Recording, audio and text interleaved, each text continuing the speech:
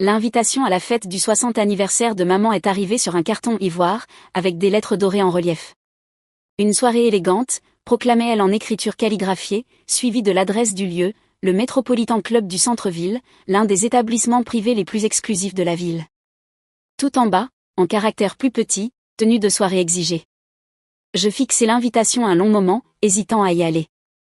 8 mois s'étaient écoulés depuis ma dernière rencontre avec ma famille, 8 mois depuis ce dîner gênant où ma belle-mère Victoria avait lancé des remarques acerbes sur mes choix de vie alternatifs, et où mon demi-frère David avait ouvertement demandé pourquoi je ne semblais jamais contribuer financièrement aux événements familiaux. La vérité était compliquée. Depuis que papa s'était remarié, il y a 5 ans, j'avais été peu à peu reléguée aux marges des rassemblements familiaux. Victoria avait 3 enfants de son précédent mariage, qui s'étaient intégrés sans effort dans le monde de papa, club de golf, gala de charité, dîner mondain. Moi, en revanche, j'avais toujours été l'intruse, trop réservée, trop différente, trop concentrée sur mon travail plutôt que sur l'ascension sociale. Ce qu'ils ignoraient, c'est que mon travail avait connu un succès extraordinaire. Je dirigeais Mitchell Consulting, un cabinet spécialisé dans la gestion de crise pour les entreprises du Fortune 500. Ce qui avait commencé comme une petite société de conseil il y a 5 ans était devenu une entreprise de 200 millions de dollars avec des bureaux dans 12 villes. Ma liste de clients ressemblait à un « Who de l'Amérique corporative, et mes honoraires reflétaient la valeur que j'apportais, en général 50 000 $ par semaine pour des missions de conseil auprès de dirigeants. Mais j'avais appris à taire mes succès en famille. Les rares fois où j'avais mentionné une victoire professionnelle, Victoria avait trouvé le moyen de minimiser mes réussites ou de détourner l'attention vers celle de ses enfants. Quand j'avais acheté ma première Porsche, 3 ans plus tôt, elle avait ironisé sur le fait que je voulais me faire remarquer, et suggéré que je compensais quelque chose. Quand j'avais emménagé dans Montpentouse, elle s'était demandé à voix haute comment je pouvais me l'offrir avec un simple salaire de consultante. Alors j'avais cessé de partager.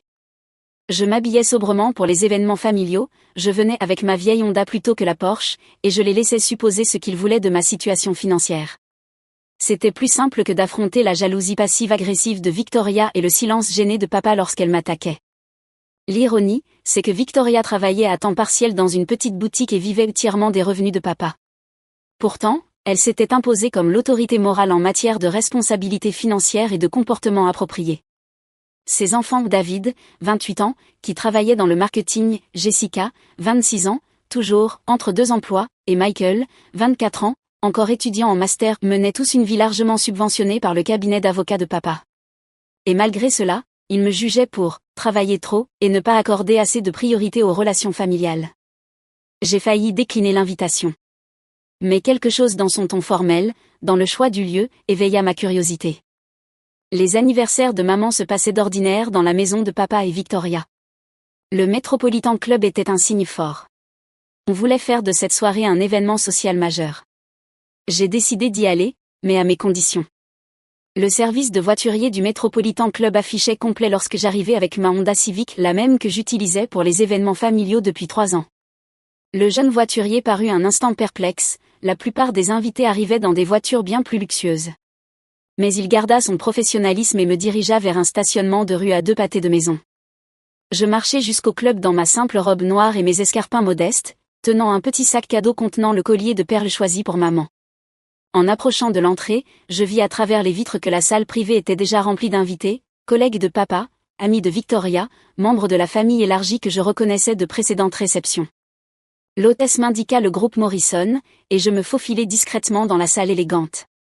Des lustres de cristal diffusaient une lumière chaude sur les tables rondes couvertes de nappes blanches, tandis que des serveurs en uniforme se déplaçaient avec fluidité, flûte de champagne à la main. Je repérai ma famille immédiatement. Papa trônait à la table d'honneur, distingué dans son smoking. Victoria, à son côté, portait une somptueuse robe émeraude qui devait valoir plus que le loyer mensuel de beaucoup de gens, recevant compliments et baisers mondains. Maman, assise de l'autre côté de papa, rayonnait dans une robe argentée, visiblement ravie d'être au centre de l'attention. David, Jessica et Michael circulaient parmi les invités, parfaitement à l'aise dans ce milieu de richesse et de paraître. C'était leur univers depuis toujours, école privée, vacances en Europe, bal mondain, gala de charité. Je m'approchai de la table d'honneur pour saluer la reine du jour. Joyeux anniversaire, maman, dis-je en me penchant pour l'embrasser et en posant le sac cadeau à côté de son assiette. Oh, ma chérie. Elle m'enlaça avec chaleur. Je suis si contente que tu sois venue. Tu es ravissante. Merci de m'avoir invitée. Victoria apparut aussitôt à mon coude, son sourire parfaitement étudié, assez chaleureux pour paraître accueillant, assez froid pour imposer sa hiérarchie. Isabella, chérie. Tu es venue, dit-elle en m'adressant un baiser dans l'air, ce geste qui n'atteignait jamais la joue. Comme c'est merveilleux. Avant que je puisse répondre, elle enchaîna. J'ai arrangé pour que tu sois assise avec le personnel de service, dans la cuisine. Tu comprends? Son sourire se fit conspirateur. C'est une question d'apparence. C'est une soirée si importante pour ta mère, et nous voulons que tout soit parfait. Ces mots me frappèrent comme un coup physique. La cuisine? Avec le personnel? Quoi? Eh bien, tu sais comment ça fonctionne, dit Victoria d'un ton mielleux, mais les yeux glacés. La salle principale est réservée à la famille et aux amis proches. La cuisine sera beaucoup plus confortable pour toi, moins formelle, plus détendue. Tu vas adorer. Je balayai la salle du regard, observant les invités. Je reconnus plusieurs visages, des associés de papa, des amis du club de lecture de Victoria, des connaissances de golf. Des amis de la famille, certes, mais pas la famille. Victoria, dis-je à voix basse, je fais partie de la famille. Bien sûr que tu en fais partie, ma chérie. Mais tu comprends les dynamiques sociales. Ce n'est pas comme nos petits dîners familiaux. C'est un événement sophistiqué, avec des gens très importants. Papa, plongé dans une discussion, n'avait rien remarqué. Maman, absorbée par l'ouverture de ses cadeaux, n'avait pas entendu non plus. Je ne pense pas que, commençai-je. Isabella, coupa Victoria, son ton se durcissant tout en restant aimable. J'ai travaillé d'arrache-pied pour que cette soirée soit parfaite pour ta mère. J'ai vraiment besoin que tu sois compréhensive. Avant que je puisse réagir, un serveur s'approcha. Excusez-moi, dit-il poliment. Êtes-vous mademoiselle Isabella? Madame Morrison m'a demandé de vous conduire à votre place. Je regardai Victoria, qui hocha la tête d'un air encourageant. Vas-y, ma chérie.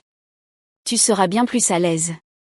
Hébété, je suivis le serveur à travers la salle principale, passant devant des tables occupées par des invités élégamment vêtus, devant le bar où David captivait un groupe avec une histoire, devant les grandes fenêtres donnant sur les lumières de la ville. La cuisine bourdonnait d'activité. Les chefs préparaient des assiettes raffinées pendant que les serveurs entraient et sortaient en vitesse avec des plateaux. Dans un coin, une petite table avait été dressée avec des couverts basiques, clairement l'endroit où le personnel prenait ses pauses. Madame Morrison a pensé que vous préféreriez dîner ici, expliqua le serveur, visiblement mal à l'aise. Atmosphère moins formelle. Je m'assis à la petite table, dans un état totalement irréel. Autour de moi, le personnel de cuisine continuait son travail, me jetant parfois des regards intrigués. Ils ne comprenaient pas plus que moi pourquoi une invitée se retrouvait à manger dans la cuisine. Un autre serveur m'apporta une assiette, le même plat de saumon raffiné servi dans la salle principale, mais présenté sur une porcelaine blanche ordinaire plutôt que sur les assiettes bordées d'or du club. Excusez-moi, dit l'un des sous-chefs pendant une brève accalmie. Vous êtes du personnel, ou bien? Je suis la fille de la femme dont c'est l'anniversaire, répondis-je doucement. Ses sourcils se haussèrent, mais il eut la délicatesse de ne pas commenter davantage. Je mangeais mon dîner en silence, écoutant les sons étouffés de conversation et de rires venant de la salle principale. De temps à autre, des serveurs revenaient à la cuisine en rapportant qu'un toast venait d'être porté, qu'un discours avait été prononcé, que l'ambiance battait son plein. Moi, j'étais en train de manquer l'anniversaire de ma propre mère, à une vingtaine de mètres de là. À mi-repas, mon téléphone vibra, un message de mon assistant, Marcus. Madame Mitchell, le Blackstone Group a accepté vos conditions. Ils offrent 500 000 $ par semaine pour le projet de restructuration de 3 mois. Dois-je confirmer? Je fixai l'écran. Un demi-million de dollars par semaine. Pour un seul client. Et moi, j'étais assise dans une cuisine parce que ma belle-mère me jugeait trop peu sophistiquée pour la salle principale. Je tapai en retour, confirmé. Marcus préparait la Bentley devant le Metropolitan Club pour 21h30. La Bentley, madame? Pas le véhicule habituel? La Bentley. Je terminai mon repas et restai assise quelques minutes encore, absorbant ce qui venait de se passer. Ce n'était pas une question de placement ou d'étiquette sociale. C'était une question de pouvoir et d'humiliation.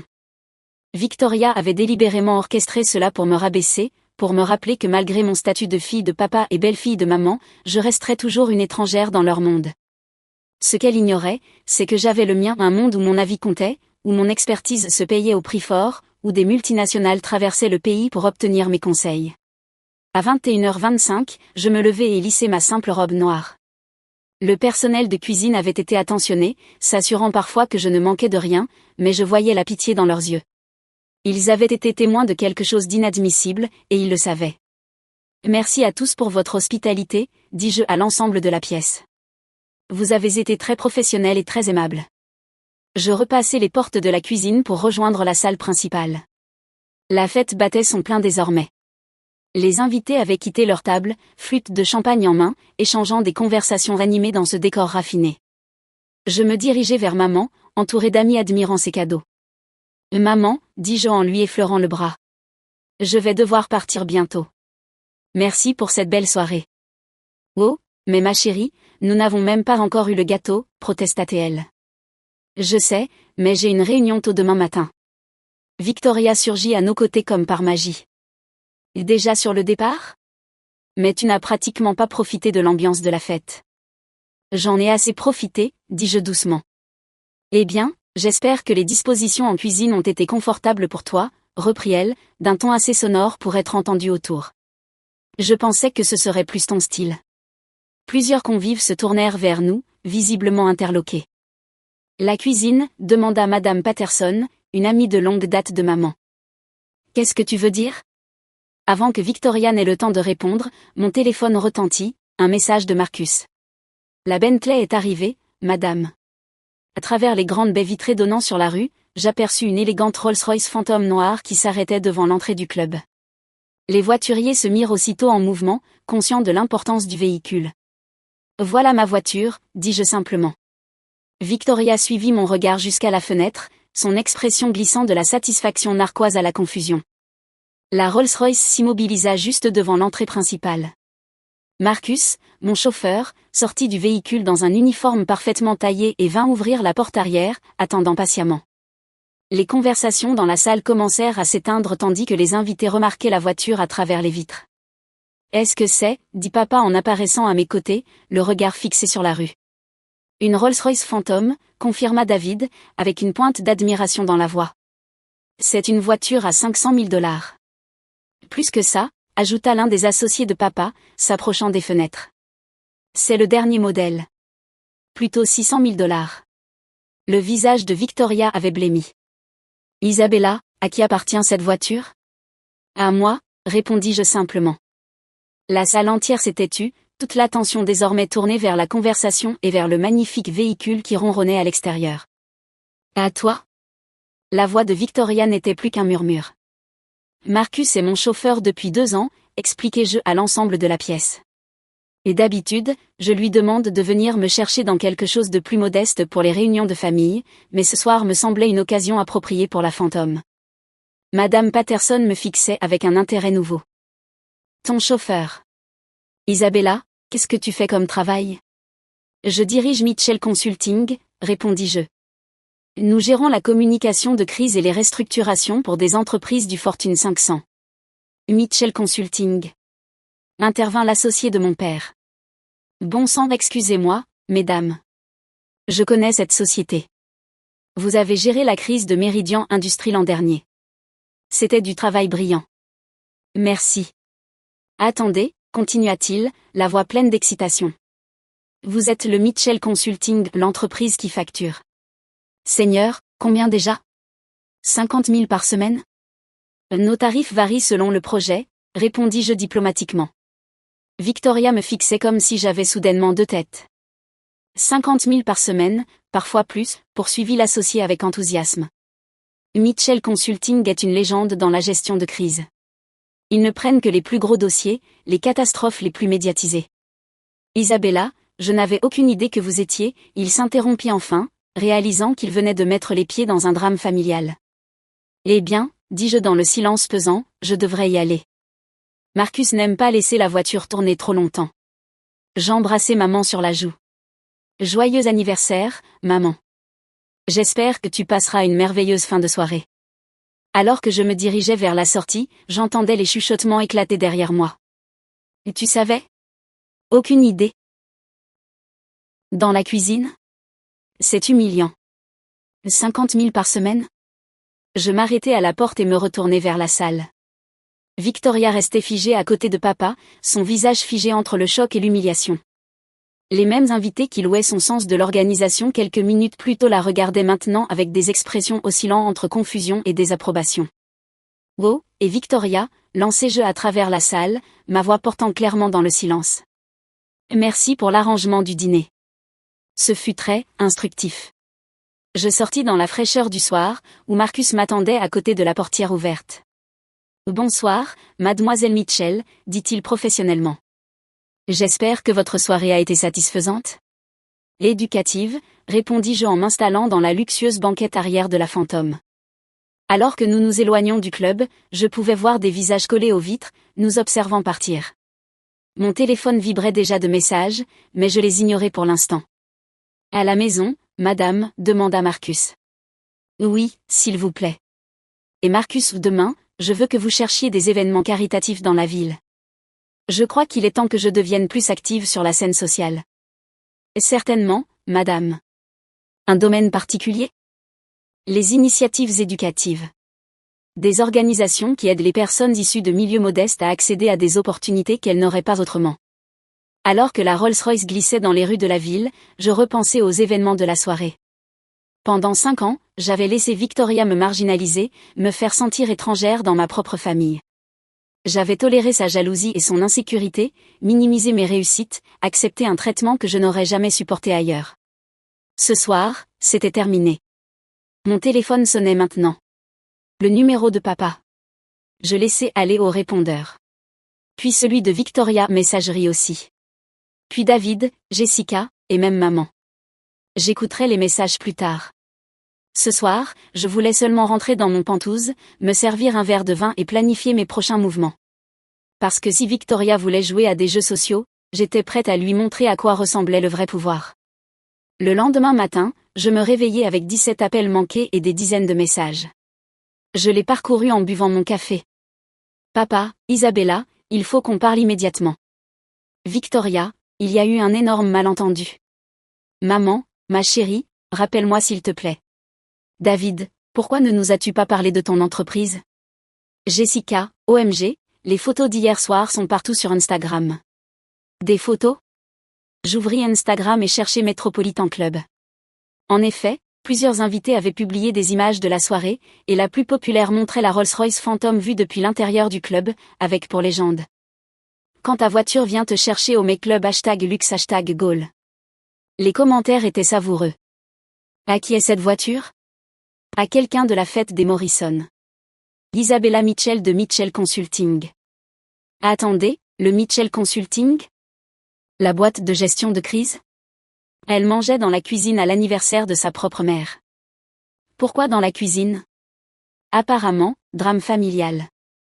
C'est tellement tordu. Je souris et reposai mon téléphone. Parfois, les réseaux sociaux avaient leur utilité.